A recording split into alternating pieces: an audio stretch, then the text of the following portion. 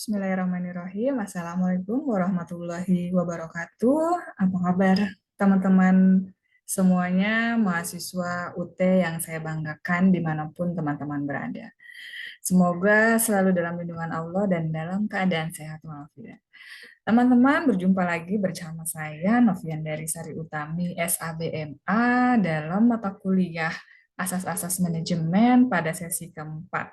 Mohon maaf, kemarin saya belum sempat untuk upload materi karena kondisi kesehatan saya. Mohon izin untuk memberikan materi pada sesi pertemuan hari ini.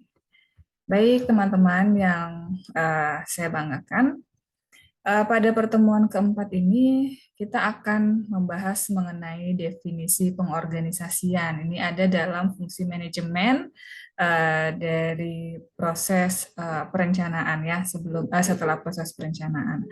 Apa itu definisi pengorganisasian? Pengorganisasian ini adalah suatu langkah untuk menetapkan, menggolongkan, dan mengatur berbagai macam kegiatan yang dipandang perlu. Ada penetapan tugas, lalu ada wewenang seseorang itu seperti apa, lalu ada proses pendelegasian, dan seterusnya sampai kepada dalam rangka untuk mencapai tujuan perusahaan. Lalu di pengorganisasian ini juga kita akan belajar mengenai proses penyusunan struktur organisasi yang sesuai dengan tujuan organisasi, dengan juga sumber daya yang dimiliki dan lingkungan baik internal maupun eksternal perusahaan. Nah, proses dalam menciptakan struktur organisasi ini nanti ada susunan penempatan pekerjaan dan organisasinya apa bentuknya ya, dalam bentuk apa. Nanti biasanya kalau struktur organisasi sudah ada, ditetapkan sama perusahaan, akan ditetapkan juga wewenangnya, job desk-nya, sehingga tidak ada tumpang tindih di antara divisi yang satu dengan divisi yang lain. Apa sih aspek utama proses dalam penyusunan organisasi? Yang pertama adalah departementalisasi dan pembagian kerja. Nanti kita kelompokkan lagi pembagian kerjanya seperti apa supaya tadi tidak ada saling tunjuk-menunjuk. Oh ini tugas kamu, oh ini tugas kamu. Jadi tidak ada lempar tanggung jawab di dalam proses ini ya pekerjaannya. Lalu ada yang namanya pembagian kerja. Nah, ini untuk tujuan dari pembagian kerja ini adalah untuk mencapai tujuan di mana individu tidak dapat mencapainya sendiri. Itu harus bersinergi, harus berkolaborasi dengan divisi lain. Lalu ini juga jadi tiang dasar pengorganisasian dalam pembagian kerja ya teman-teman ya. Kan kita nggak mau di dalam lingkungan pekerjaan ada yang load pekerjaannya tinggi, ada yang rendah gitu kan ya, ada yang santai-santai, ada yang lagi pontang-panting menyelesaikan job desk yang sangat banyak gitu ya.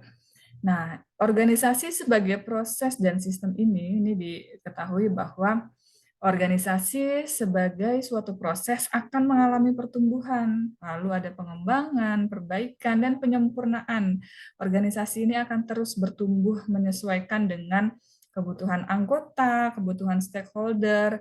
Lalu organisasi ini merupakan juga sebuah sistem, teman-teman, di mana organisasi tidak hanya dipengaruhi dari sisi internal kita saja, tetapi ada faktor eksternal yang mempengaruhi, mungkin dari bisnis dalam lingkup pekerjaan yang sama, lalu ada dari pemerintah, regulasi pemerintahnya terhadap perusahaan kita seperti apa, lalu stakeholder lain, para pengguna jasa atau pengguna produk dari perusahaan kita, itu yang menjadi sebuah sistem di dalam pengorganisasian di dalam perusahaan. Nah, sisi internal dan eksternal ini wajib kita pelajari, wajib kita analisis ya.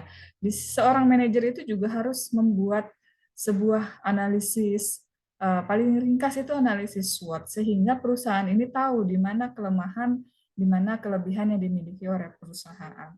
Oke, teman-teman, mungkin sedikit pemaparan dari saya. Teman-teman selanjutnya bisa baca modul inisiasi di pertemuan keempat, dikerjakan sesi diskusi di pertemuan keempat. Sampai jumpa di pertemuan berikutnya. Demikian, terima kasih. Wassalamualaikum warahmatullahi wabarakatuh.